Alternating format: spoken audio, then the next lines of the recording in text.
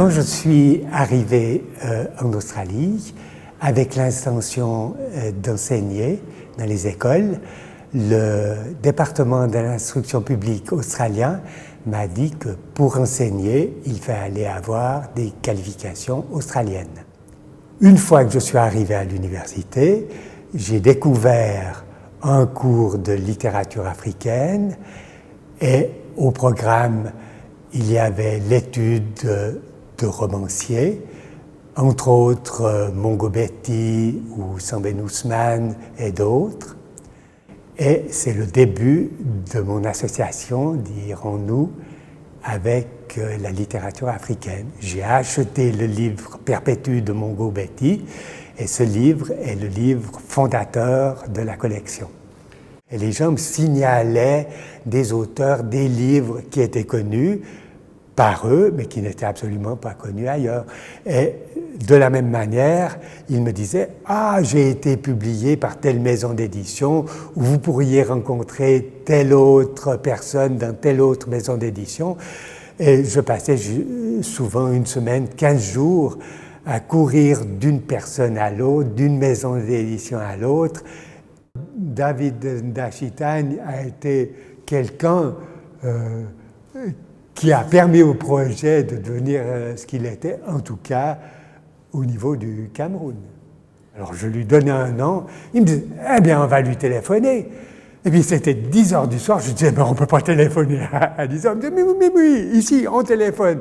10 heures, les gens commencent à être eux-mêmes ». Alors il prenait son téléphone, il téléphonait, il nous prenait rendez-vous, et puis on partait. Et puis, des fois, alors on rencontrait les gens à 9 heures, des fois à 10 heures, il n'y avait pas d'heure. Et comme ils connaissaient tout Yaoundé, la liste de 5 ou 6 personnes que j'aurais aimé pouvoir contacter, eh bien, je les ai vus, j'ai pu les interviewer. Alors, le fait de rencontrer les auteurs, de rencontrer ces femmes auteurs, aussi quelques hommes, mais toujours l'accent a été mis sur les femmes, de manger quelque chose dans un petit restaurant avec elles, de rencontrer leur famille. Certaines fois, je partais en week-end avec l'une ou l'autre, avec sa famille. Tout ceci a changé ma manière de lire leurs livres.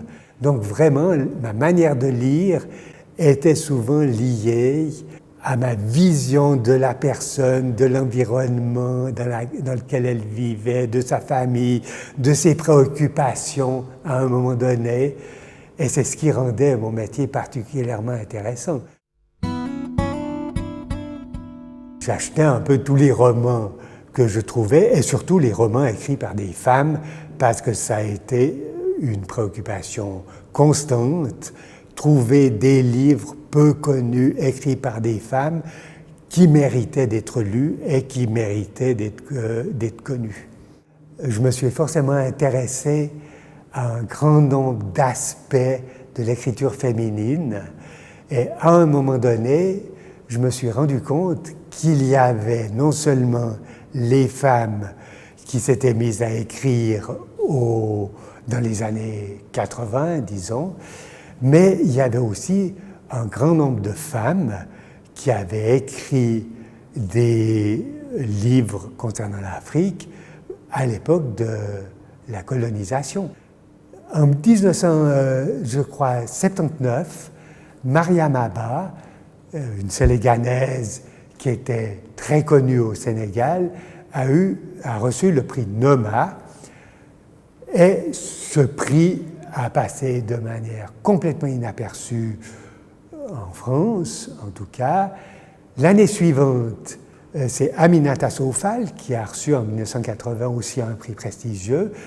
De la même manière, elle est restée très connue au Sénégal, mais absolument inconnue ailleurs. Si on avance et qu'on arrive au début des années 2000, il y a une nouvelle génération de jeunes femmes qui ont étudié en France ou aux États-Unis ou au Canada, qui sont mobiles.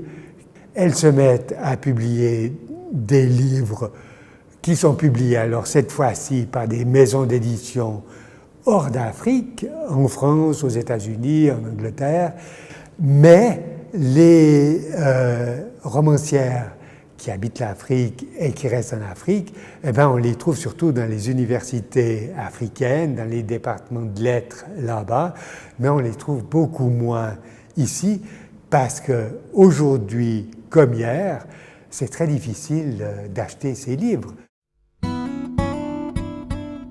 Après ma postdoc, je n'avais toujours pas envie de retourner dans les écoles pour enseigner le français.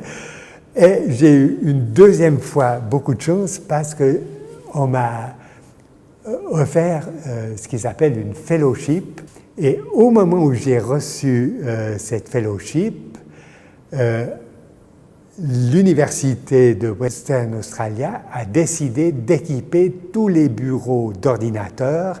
Et ça a été miraculeux parce que du jour au lendemain, c'était plus nécessaire d'envoyer des lettres en Afrique à grands frais, essayer de téléphoner, mais il y avait le décalage horaire. En l'espace d'un ou 2 mois, tout à coup, on avait Internet et le courrier électronique. Alors, le premier site qu'on a ouvert était une banque de données sur toutes les romancières africaines qui s'appelait « Lire les romancières africaines » et les littératures africaines. Au départ, il y avait uniquement des listes d'ouvrages publiés par les auteurs et une petite note bibliographique. Tout dernièrement, enfin, il y a 5 ou 10 ans, on a commencé à signaler des vidéos qui étaient publiées sur Internet.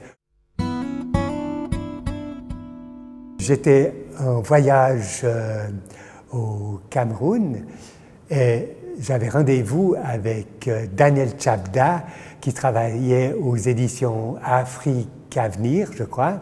Donc je l'avais rencontré à Douala et puis après avoir regardé ses livres, les avoir achetés, on s'est mis à discuter de choses et d'autres. Et sur le moment, on dit on peut créer un journal où on choisit un thème qui intéresse plusieurs personnes, et puis on demande à des Africains, à des femmes, à des hommes, à tout le monde de collaborer, et puis on sort des numéros les uns après les autres sur Internet. Et c'est comme ça qu'est né un des tout premiers journaux électroniques en littérature.